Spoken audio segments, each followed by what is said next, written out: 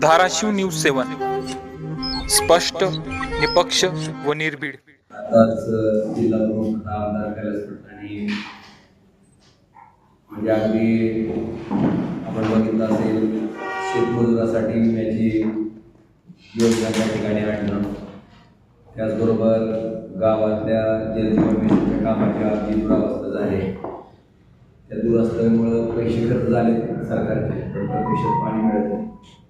त्याचं व्यवस्थित नियंत्रण करून प्रत्येक योजना चालू करून प्रत्येक घरापर्यंत ते पाणी पोहोचवणं, त्याचबरोबर शाळेच्या 500 वर्ग खोलीची जी आवश्यकता आहे ती तातडीनं पूर्ण करणं, सेमी इंग्रजीचे वर्ग पूर्वीप्रमाणे जिल्हा परिषदमध्ये चालू करणं, त्याचबरोबर महिला बचत गटाच्या बाबतीत जो महत्त्वपूर्ण निर्णय त्या ठिकाणी त्यांनी उत्पादित केलेल्या मालाला एक त्या ठिकाणी मार्केटिंग चेन उपलब्ध करून देणं, त्यांना कर्ज मिळण्याच्या बाबतीत सुलभता उपलब्ध करून देणं आणि जी जिल्हा परिषदनं महत्त्वाची कर्तव्य त्या ठिकाणी ग्रामीण भागामध्ये पार पाडणं गरजेचं आहे.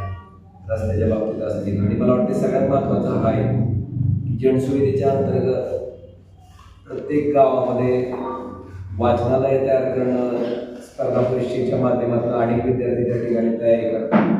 अशा विद्यार्थ्यांना स्पर्धा परीक्षेची पुस्तकं त्या वाचनालयामध्ये उपलब्ध करून देणं आणि ती तयारी त्यांनी गावाच्या पातळीवर सुद्धा करतील अशा पद्धतीचं नियोजन प्रत्येक गावाच्या पातळीवर त्यांना उपलब्ध करून मला वाटते असे महत्त्वाचे निर्णय ग्रामीण भागाच्या दृष्टीनं त्या ठिकाणी ग्रामीण भागातल्या जनतेच्या जीवनावर आमूलाग्र बदल टाकणारे जे आहेत, मला वाटते ते निर्णय आम्ही या वचननाम्यामध्ये दिले. वास्तविक परिस्थितीवर आम्ही हा सगळा वचननामा तयार केला आहे. कारण उगाच मोठी मोठी स्वप्न दाखवायची आणि प्रत्यक्षात करणं शून्य किंवा हा अमुक पायलट प्रोजेक्टपेक्षा ती वस्तुस्थिती आधी समजून घेऊ, त्या वस्तुस्थितीवर आपण काम करू, त्याच्यात सुधारणा करणं. मला वाटतं ह्याच्या बाबतीत हा वचननामा वस्तुनिष्ठ वचननामा शिवसेना उद्धव बाळासाहेब ठाकरे पक्षाच्या वतीनं दिलेला आहे आणि निश्चितपणे आम्ही जे विषय मांडले ते विषय ग्रामीण भागातल्या जनतेसाठी किती महत्त्वाचे आहे.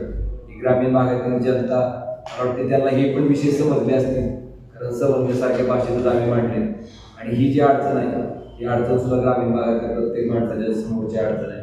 त्यामुळं या वचननाम्याच्या माध्यमातून अगदी बॉटफुटीवर आम्ही त्या ठिकाणी काम करू आणि ग्रामीण भागातल्या जनतेला माहिती आहे की आम्ही आमच्या आयुष्याचा पूर्ण वेळ सर्वसामान्य लोकांच्या अडचणीसाठी, सर्वसामान्य लोकांच्या सुखासाठी, सर्वसामान्य लोकांना ज्या ज्या सुविधा त्या ठिकाणी सरकारच्या माध्यमातून मिळणार आहेत त्याच्यासाठी अगदी पूर्ण वेळ आम्ही त्या ठिकाणी शिवसेना उद्धव बाळासाहेब ठाकरेचे सर्व लोकप्रतिनिधी आणि पदाधिकारी देतोय.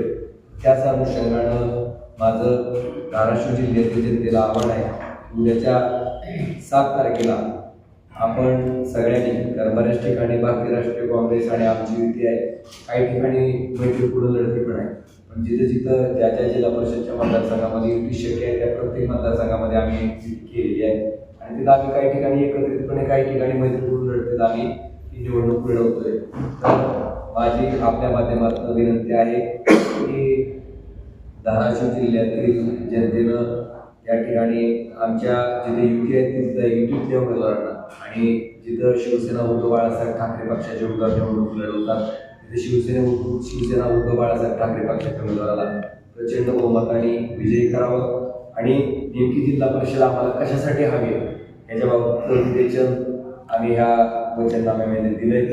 मला वाटते ही जिल्हा परिषद आम्हाला आमच्या कुटुंबातली कुठली व्यक्ती निवडणूक लढवत नाही, त्यामुळं आमच्या कुटुंबातल्या व्यक्तीचा हट्ट पूर्ण करण्यासाठी किंवा आमच्या कुटुंबातल्या व्यक्तीला त्या खुर्चीवर बसवण्यासाठी हा वचननामा नसून आमच्या जिल्हा परिषदमध्ये बहुमत झाल्यानंतर ग्रामीण भागातली गृहिणी, जिला ग्रामीण भागाच्या समस्येची जाण आहे, जी सर्वसाधारण कुटुंबातून पुढे आले असेल आणि जिला नेतृत्व करायची क्षमता आहे, अशा सर्वसामान्य भगिनी आमची जिल्हा परिषदची अध्यक्ष म्हणून त्या ठिकाणी बसेल आणि सर्वसामान्यांच्या भावना जाणून घेऊन असतील तशा पद्धतीनं कार्य करेल.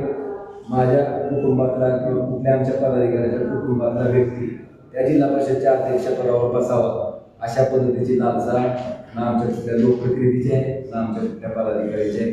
तर लोकांमधनं लोकांचं नेतृत्व तयार व्हावं, कारण पंचायत राज हा अतिशय महत्त्वाचा घटक आहे. आपण जर बघितलं असेल स्वर्गीय विलासराव देशमुख साहेबांचं उदाहरण देतात, अगदी कालाजाराचं सुद्धा देतात. कारण ग्रामपंचायत, त्याच्यानंतर जिल्हा परिषद आणि त्याच्यानंतर विधानसभा, मला वाटतं अशा पद्धतीने त्याचं सुद्धा मार्गदर्शन पुढे झालं आहे. विलासराव देशमुख साहेब सुद्धा बाबळगावचे सरपंच ते महाराष्ट्राच्या मुख्यमंत्र्यापर्यंत साहेब सुद्धा पोहोचले. त्यामुळे ही जी निवडणूक आहे ती ग्रामीण भागातलं सर्वसामान्य माणसाचं नेतृत्व पुढे आणणारी निवडणूक आहे आणि या निवडणुकीला त्याच पद्धतीने लढलं गेलं पाहिजे आणि तशा पद्धतीचं नेतृत्व पुढे यावं आणि सामूहिक प्रयत्न राजकीय दृष्टीनं, कारण राजकारण हे कुठल्या एकाच घराचा वारसा म्हणण्यापेक्षा, एकाच घराची मक्तेदारी म्हणण्यापेक्षा ही सर्वसमावेशक असली पाहिजे, समाजाच्या सगळ्या घटकांना घेऊन सोबत असली पाहिजे. ह्या भूमिकेतनं त्या ठिकाणी आम्ही पुढे जातोय आणि निश्चितपणे मला विश्वास आहे की धाराशिव जिल्ह्यातील जनता आपलं मत मशाली या चिन्हाच्या पुढचं बटन दाबून निश्चितपणे आम्हाला धाराशिव जिल्हा परिषदेमध्ये बहुमताचा आकडा पार करेल. महाविकास आघाडीकडे असे सर्वसंमती कार्यकर्त्याची इच्छा होती जिल्ह्यात घोडा कसा चालतो नेमका?